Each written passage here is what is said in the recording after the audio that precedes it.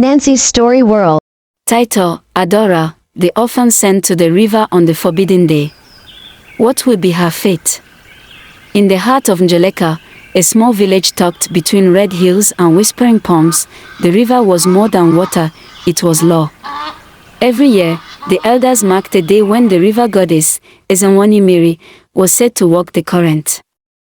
On that day, no one fetched water, fished, or even dared to look in the river's direction.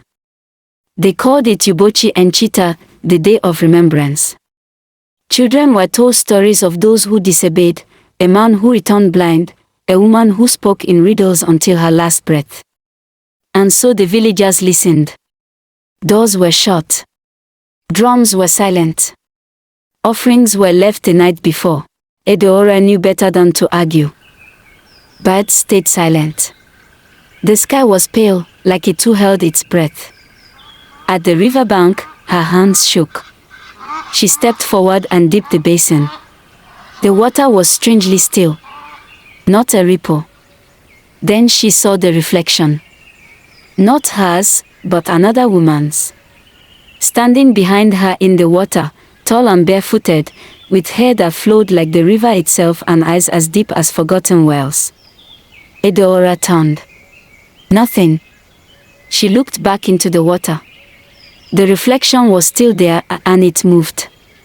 "I'm sorry," Adaora whispered, falling to her knees. "I didn't mean to come. I was sent." The woman rose from the river, her form shimmering like heat. She said nothing at first. Just watched. "You are not the first orphan to be sent here," the goddess finally said. "But you are the first who did not try to lie. That matters." Adaora kept her head bowed. "What do you want, child of the broken house?" the goddess asked. Adaora didn't know how to answer. She didn't know what she wanted. Maybe to be free. Maybe to be loved. Maybe just not to be afraid every time someone called her name. "I want to belong," she whispered. "I want to matter." The goddess stepped closer. "Then rise. The river knows your name now. It will remember." When she woke, she was on her bed mat, the basin beside her full, her skin damp but clean. Mama Nkechi looked shaken, not angry. She never sent Adaora to the river again. Over the years, Adaora began to change. She heard the river speak when no one else could. During dry season, she knew where the hidden springs were. When children fell sick, their fevers broke after she bathed them in river water. And when the river rose and threatened to swallow Ngelecha during the Great Flood, it was Adaora who stood at the bank, arms outstretched, and sang a song no one had taught her. The water stilled. From that day, they called her Mary, daughter of the river. And the river? It never harmed the village again. Because the river remembered her. Years passed, and Adaora became a woman. Her name spread beyond Ngelecha, past the hills, past the markets of Abolo, even reaching the ears of those in faraway cities. People came with broken children, cursed crops, strange illnesses. She healed with herbs and water, sometimes with only her voice. But Adaora never called herself a healer. She said only, "I listen. The river speaks." The elders, once silent around her, now sought her counsel. Some resented her power, but none could deny it. She lived alone in a small hut near the riverbank, not far from where the goddess first appeared to her. And though she was never seen bathing or fetching water, her pots were always full. One harmattan evening, the wind shifted. It carried a sound Adaora hadn't heard in years. Coming from the forest edge. She followed it, barefoot, past thorny brush until she found a girl no older than 10, crouched beneath a tree. Her legs were bleeding. Her eyes were wild. "They sent me," the girl sobbed. They said you're a witch." Adaora knelt beside her. "Who sent you?" "My uncle. My father died. They said I brought the curse." Adora's chest tightened. The past echoed like thunder. Come, she said.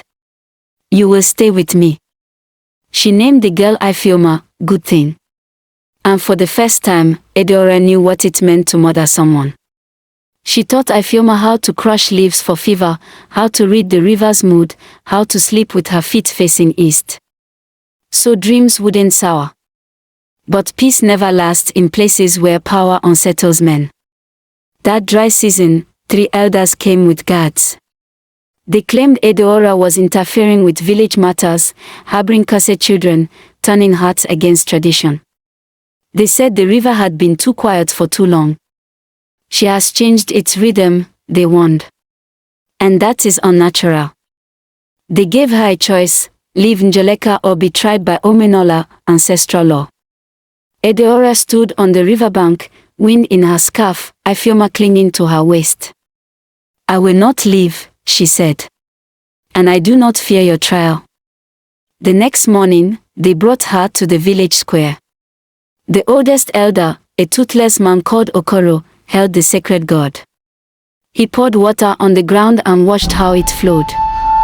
It goes straight, he muttered. She is clean.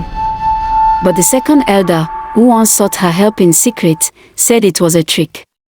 She controls water. Let fire judge her instead. So they built a pyre. As flames licked the base, Adaora stood still. She did not cry out. She did not run. She whispered one word, Ezemoni. And the river came. Not with a roar, but with a hum. A low, deep sound that pulled the ground open. Water surged into the square, dousing flames, toppling drums, knocking the elders off their feet. Then, she stepped off the pyre, untouched. Ifeoma ran to her. The villagers fell silent. From that day, no one questioned Adaora again. And every Ubochi and Chita, she leads the offering, not with fear, but with song.